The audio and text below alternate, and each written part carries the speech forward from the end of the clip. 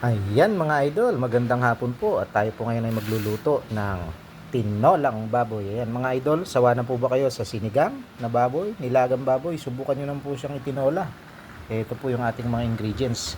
Ayan, bumili lang po tayo ng dalawang sayote. Ito po yung siling panigang. Hindi po tayo nakabili ng sili na dahon. Ayan, ito po yung ating patis, mga pampalasa, bawang sibuyas at luya. Ayan, lalagyan din po natin ng luya para naman talagang tinola. Ayan guys, subukan nyo po ito. Pa-comment po dyan sa ibaba kung sino po yung mga nagluluto ng ganitong lutuin. Ayan mga idol, gigisa lang po natin. Ayan, papainit lang po tayo ng kawali. Ating may wagang kawali. Ayan mga idol. Lagay po tayo ng mantika.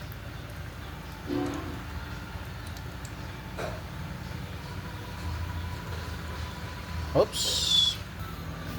Gaya rin po ng pagluluto ng tinolang manok. Ganon din po ang proseso ng ating gagawin pagluluto sa tinolang baboy.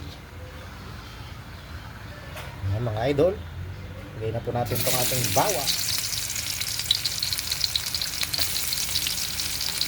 Sabay na rin po natin yung ating sibuyas. Metos-metos lang po natin. Idol, hindi naman po malansa yung ating baboy. Lagay na rin natin tong ating luya. Ayan, hintay lang po natin mag golden brown ang ating mga pampalasa.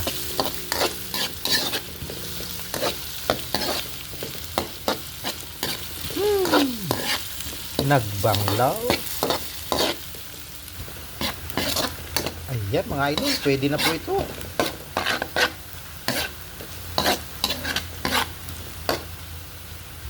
Ilagay na po natin yung ating pangunahing sangkap, itong ating karne. Ayan, salamat po kay Ninong Onjing Pacheco na nagpa-order po sa atin ng karne. Shout out po Ninong. Sariwang sariwa po ang ating karne. Ayan mga idol, mekos-mekos lang po natin. Ayan, lagyan po natin ng laurel, pabilabidang laurel. Ayan, pampabango daw.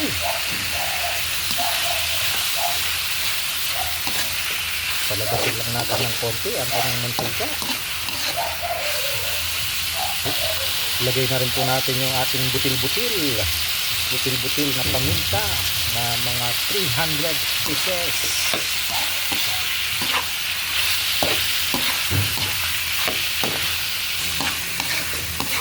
Yan mga idol, nagmantika na agad.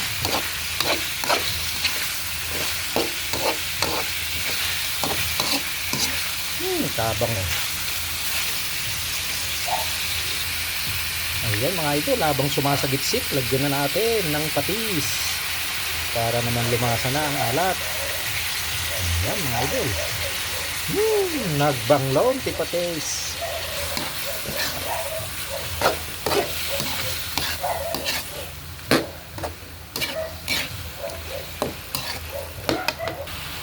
Ayan, para maglasang baboy ang ating baboy, tinolang baboy, lagyan na natin ng pampalasa. Ayan, ang ating 4 cubes. Sama na po natin si tangkotsa. Ayan, dahil lumabaga na mga idol, lagyan natin ng isang timbang tubig galing sa POAS ni Mayor James Bilago. Ayan, pakukuloan natin, dagdagan na natin to idol para namang lumambot. Damihan na po natin, saktong sakto mamaya, hindi na tayo magdadagdag.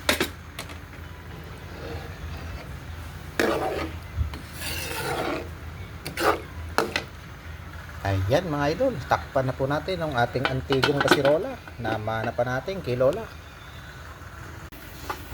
Ayan mga idol, check na po natin. Uy, nagtubo tayo. Nabawasan na po ng sabaw. Malambot na po. Medyo malambot na po ang ating tinolang baboy.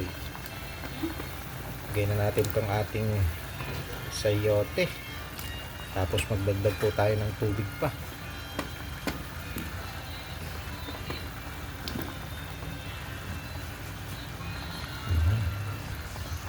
Dagpa po tayo ng tubig.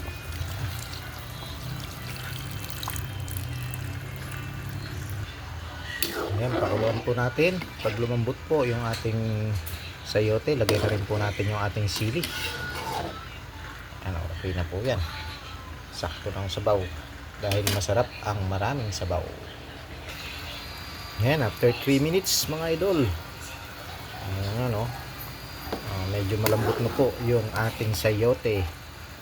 Saktong-sakto na po yan. Lagyan na po natin ng magic sarap.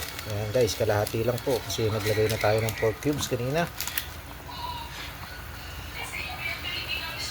Ilagay na rin natin yung ating huling ingredients para bumango yung ating tinola. Yan guys, tikman natin.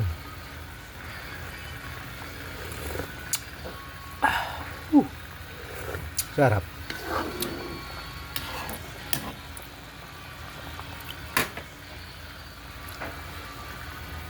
Guys, mga ilang saglit na lamang po ay pwede na po tayong kumain at luto na po ang ating tinolang baboy.